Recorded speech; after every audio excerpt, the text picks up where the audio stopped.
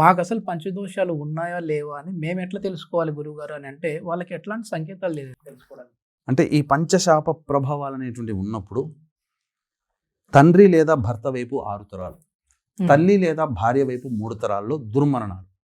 అంటే road accident, fire accident, suicide attempt, నదిలో బావిలో పడి చనిపోవడం, ఇంట్లోంచి వెళ్ళిపోవడం, లివర్ ఫెయిల్యూర్, కిడ్నీ ఫెయిల్యూర్, క్యాన్సర్తో చనిపోవడం, లేదా 60 సంవత్సరాల లోపల కుటుంబ సభ్యులు ఏ విధంగానైనా చనిపోయినా, అంటే ఈ రోగాలతో సంబంధం లేకుండా హార్ట్ అటాక్తో పోయినా, పెళ్లి కాకుండా బ్రహ్మచారిగా కన్యగా చనిపోయినా, కొంతమంది చనిపోయిన తర్వాత పిండ ప్రదానాలు చేయరు, ఆ పిండ ప్రదానాలు చేయలేకపోయినా, కరోనాలో చనిపోయినా, పిల్లిని చంపిన, స్త్రీ హత్య, గోహత్య, బ్రాహ్మణ హత్య, కాలసర్పదోషంలో జన్మించిన, ఇవన్నీ కూడా పంచశాప ప్రభావానికి గురవుతున్నాయి.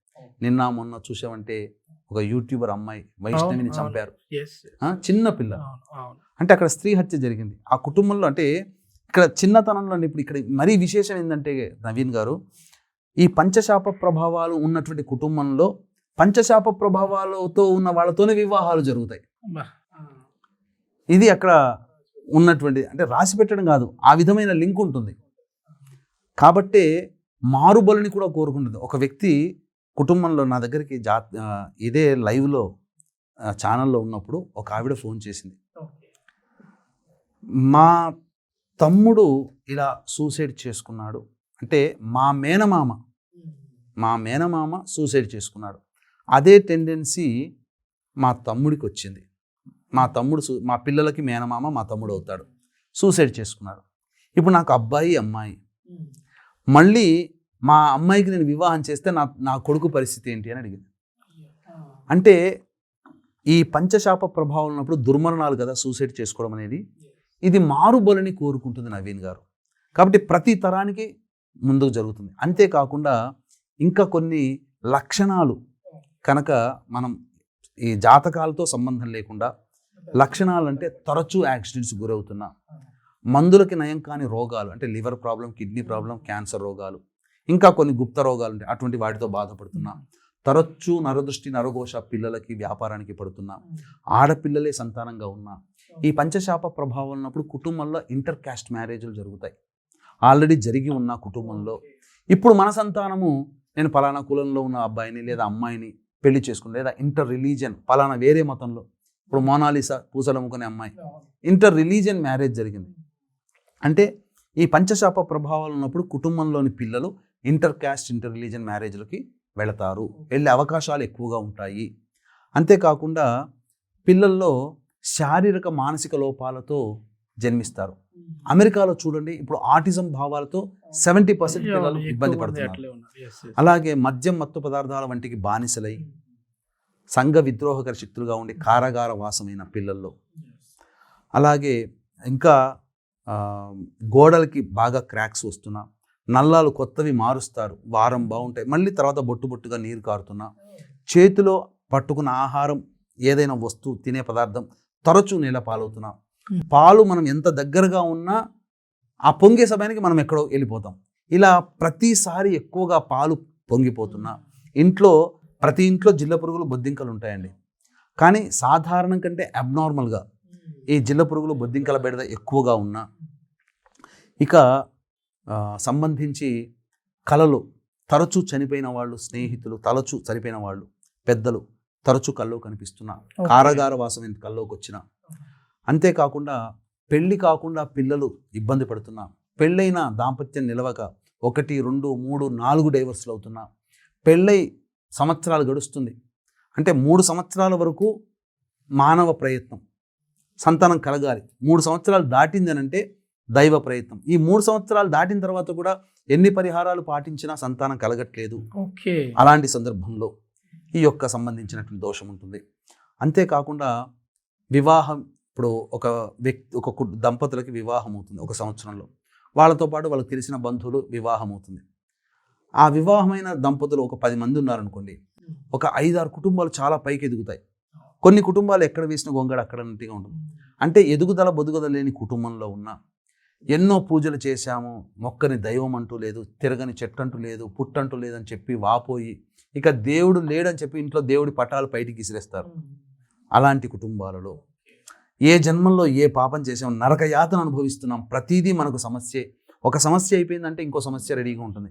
అటువంటి కుటుంబాలలో బాగా గొప్పగా డబ్బులు సంపాదించేస్తారు. ఒక అనాలోచిత నిర్ణయంతో డబ్బులు మొత్తం పొడగొట్టుకుంటారు. ఇలాంటి కుటుంబాలలో ఈ యొక్క పంచశాప ప్రభావాలు ఎక్కువగా ఉంటాయి. ఈ పంచశాప ప్రభావాలకి సంబంధించి సుశిక్షితులైనటువంటి పండితుల చేతనే జరిపించుకోవాలి. అందుకని దీన్ని దృష్టిలో పెట్టుకునే ఇక్కడ చాలా కేర్ఫుల్గా ఉండాలని. అంటే ఇది పితృదేవతలకు సంబంధించినటువంటి కార్యక్రమం కాబట్టి మనము ఏ పూజ చేసినా ఆ పూజలో ఆఖరిన పూజంతా అయిపోయిన తర్వాత బ్రాహ్మణులు, పూజారులు, పండితులు, పురోహితులు మన చేత ఏం చెప్పిస్తారంటే లాస్ట్కి ఇది చెప్పండి అని చెప్పి మన నోటి నుంచే చెప్తారు. మంత్రహీనం క్రియాహీనం భక్తిహీనం పరమేశ్వర యత్పూజితం మయాదేవ పరిపూర్ణం తదస్తుతే అని చెప్పి ఈ విధంగా వదిలిస్తారు. కానీ ఈ యొక్క పంచశాప దోష నివృత్తికి అంటే ఏంటి దాని అర్థం? మంత్రంలో లోపం చేసినా, క్రియలో లోపం చేసినా, నేను భక్తిగా ఉండడంలో లోపం చేసినా వాటన్నిటినీ క్షమించు పరమేశ్వర. కానీ ఈ పంచశాప నివృత్తికి ఈ యొక్క లైన్ ఆప్ట్ కాకూడదు. అక్కడ మంత్రహీనం ఉండకూడదు, శ్రద్ధాహీనం ఉండకూడదు, అలాగే క్రియ చేసేటువంటి పనులలో కూడా లోపం ఉండదు, అన్నీ పర్ఫెక్ట్గా చేయాలి. అందుకని 2013 నుంచి దగ్గరుండి ఈ కార్యక్రమాలు చేస్తాం.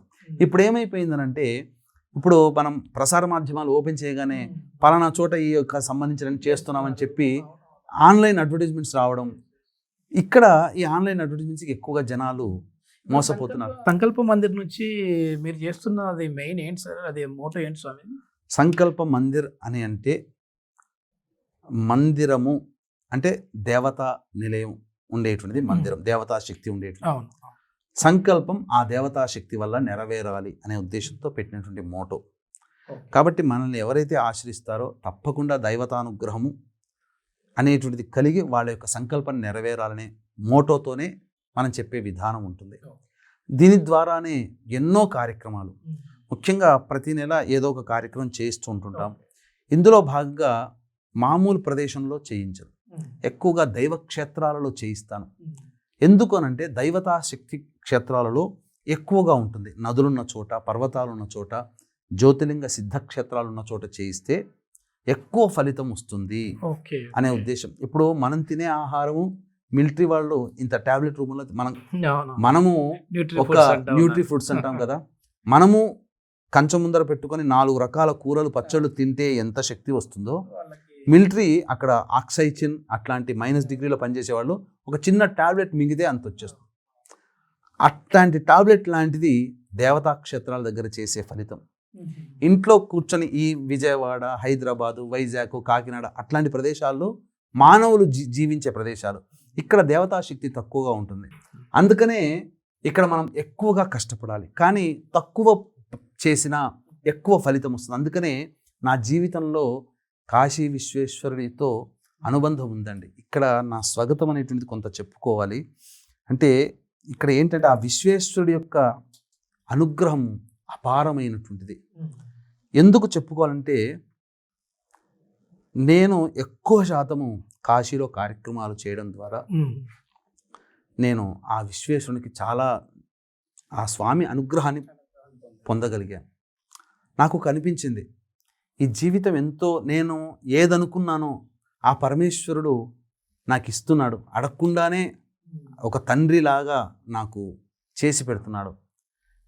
కాబట్టి నా సంపదకు అందరికీ ఆయనే అధిపతి, కాబట్టి ఆయనకే నేనంతా ఇచ్చేస్తానని చెప్పి సంపాదించిన సొమ్ముతో ఆయనకి ఒక అర్ఘ చేయించాలనుకున్నాను. దానికి చాలా ఖర్చు అవుతుంది, కానీ ఆ విశ్వేశ్వరుడు నా పనికి ఇవ్వలేదు.